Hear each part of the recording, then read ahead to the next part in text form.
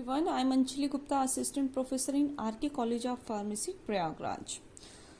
तो dear students, आज के इस लेक्चर में हम क्या डिस्कस करेंगे? एनीमिया। ठीक है, एनीमिया क्या है, कितने टाइप्स के होते हैं, इसकी क्या पैथोजेनेसिस है, क्या साइन सिम्टम्स हैं एंड लास्ट क्या कॉम्प्लिकेशंस हैं। ठीक है, तो फर्स्ट ऑफ ऑल एनीमिया।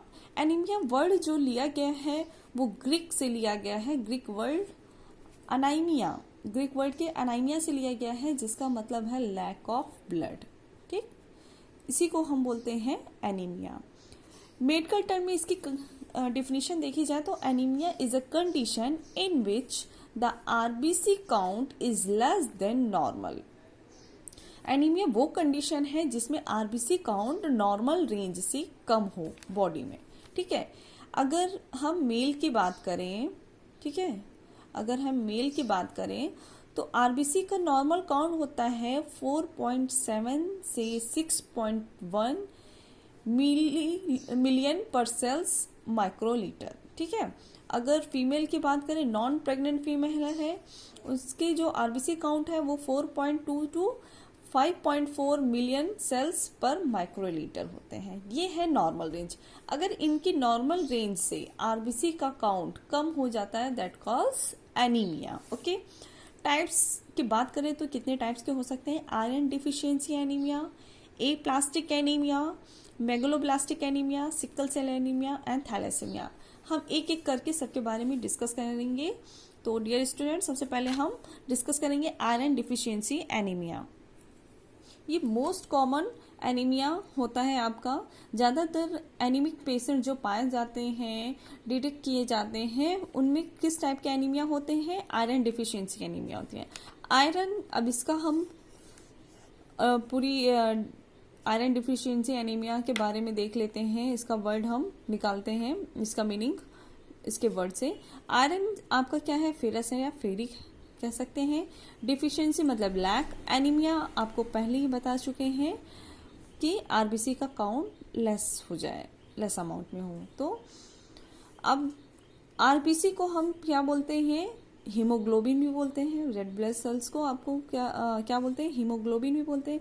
जो हीमोग्लोबिन का हीम है वो किससे बना होता है डियर स्टूडेंट्स? आयरन से। ठीक है, आयरन से बना होता है।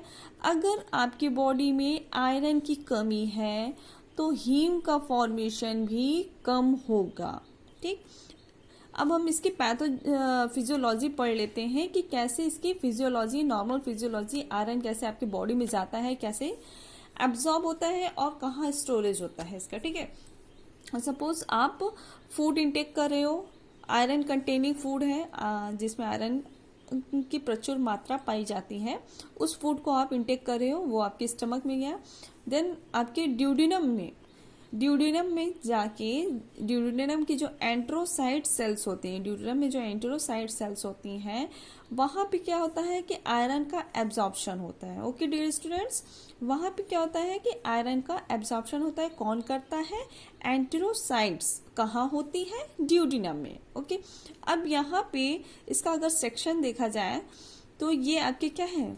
ल्यूमेन है, सपोज ल्यूमेन है, और ये आयरन आपके इस ड्यूडेनम सेल्स को क्रॉस करते हुए देन आपके ब्लड में मिल जाएगी। ठीक है, ब्लड में आके ये जब ब्लड में आती है तो ट्रांसफेरिन इसे कैरी करके बोन मैरो के माइक्रोफेज सेल्स तक पहुंचा देता है। जब ये बोन मैरो के माइक्रोफेज सेल्स तक आयरन जाता है तो ये किस फॉर्म में स्टोर होता है? होता तो बोन मैरो में, तब वहां से आरबीसी का प्रोडक्शन करता है ये। ठीक है, मतलब आरबीसी के साथ मिलके हीमोग्लोबिन बनाता है, तब ये आरबीसी का प्रोडक्शन करेगा। ओके, इस स्टोरेज जो होता है वो आयरन का स्टोरेज होता है फेरिटीन फॉर्म में होता है। किस फॉर्म में होता है? फेरिटीन फॉर्म में इसका स्टोरेज होता है। सेकेंड स्टोरेज इसका लीवर में भी होता है। लीवर में भी आपके आयरन का स्टोरेज होता है। देन जब ब्लड का फॉर्मेशन होता है तो उसमें ये पार्टिसिपेट करके आरबीसी का फॉर्मेशन करता है।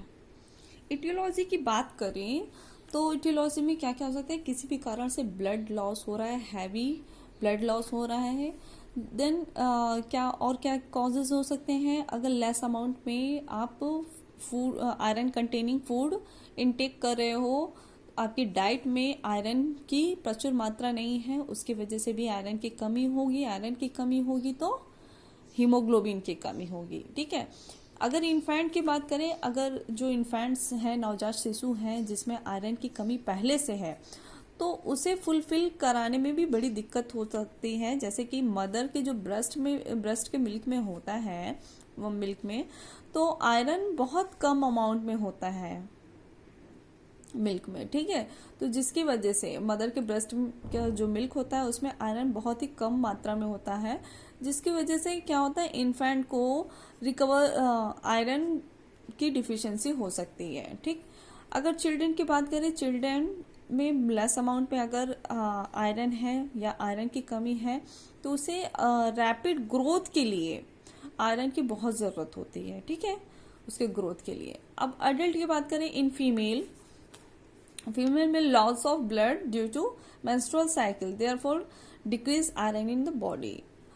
जैसा कि जानते हैं कि फीमेल्स में मेंस्ट्रुअल साइकिल चलती है, उस दौरान क्या होता है कि आयरन की डिफिशियंसी होने के चांसेस हो सकते हैं, ठीक है।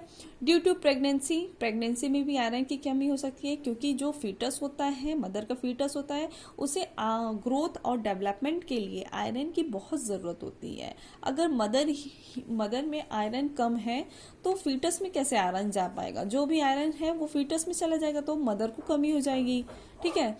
तो इस कंडीशन में भी आयरन की कमी हो सकती है, ठीक है। देन अगर एल्डरली की बात करें, तो एल्डरली में अगर कैंसर होने के कारण भी क्या हो सकता है कि आयरन की डिफिशियंसी हो सकती है।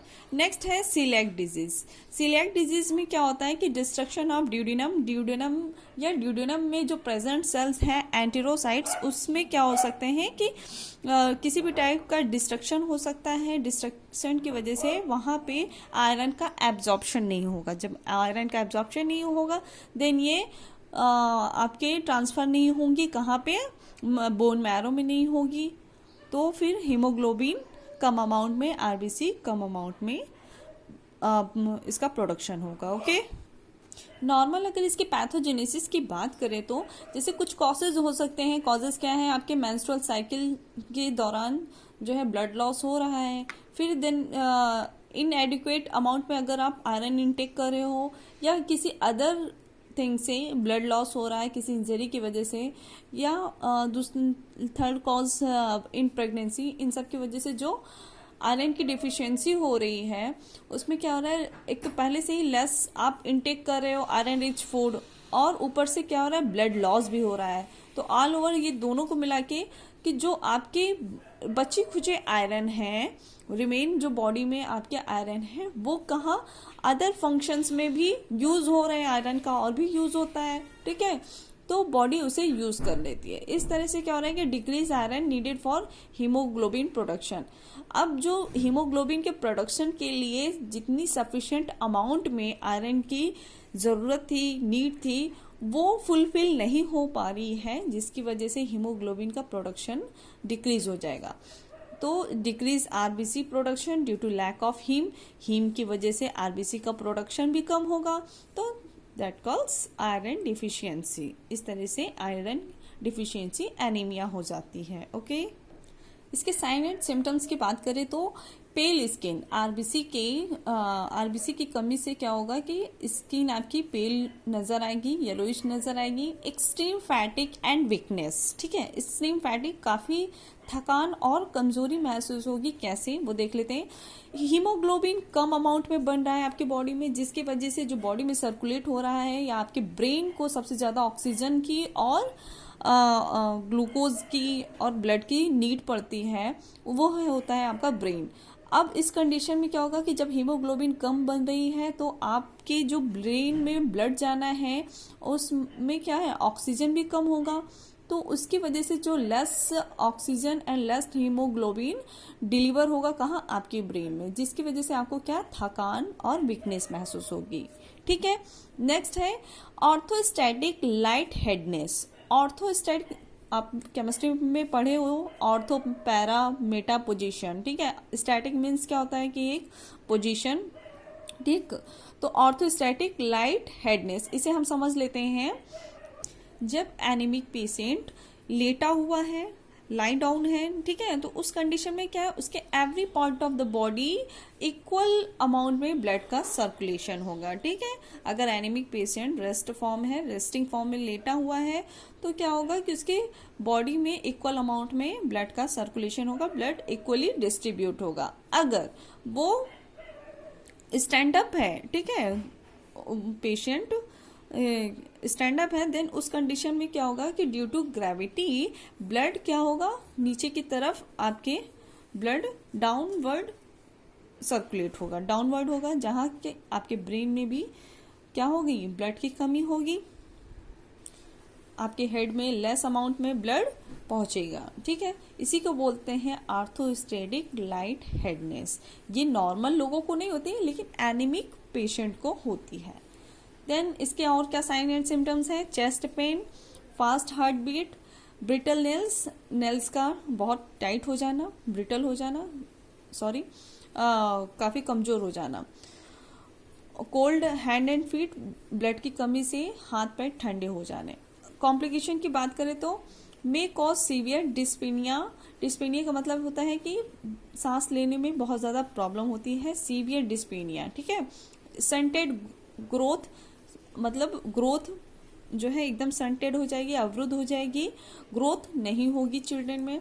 हार्ट प्रॉब्लम हो सकती है, जैसा कि मैंने बताया कि अगर आरबीसी नहीं, आयरन की कमी होगी तो आरबीसी का प्रोडक्शन कम होगा, आरबीसी का प्रोडक्शन कम होगा तो जो आरबीसी कंटेन करती है ऑक्सी हीमोग्लोबिन बनाती है ऑक्सीजन के प्रेजेंस में, तो आपके हार्ट में भी ऑक्सीजन कम पहुंचेगा, तो जिसकी वजह से मैंने आपको बताया है कि इस्केमिक हार्ट डिजीज भी हो सकती है, इस्केमिक हार्ट फेलियर हो सकता है, और एक कंडीशन आ सकती है ऑक्सीजन की कमी से हाइपोक्सिया भी हो सकता है। ठीक है, प्रॉब्लम ड्यूरिंग प्रेगनेंसी, अगर आयरन की कमी है तो प्रेगनेंसी में भी प्रॉब्लम हो सकती है, जो है प्रेगनेंसी कंसीव करने में भी प्रॉब्लम हो सकती है।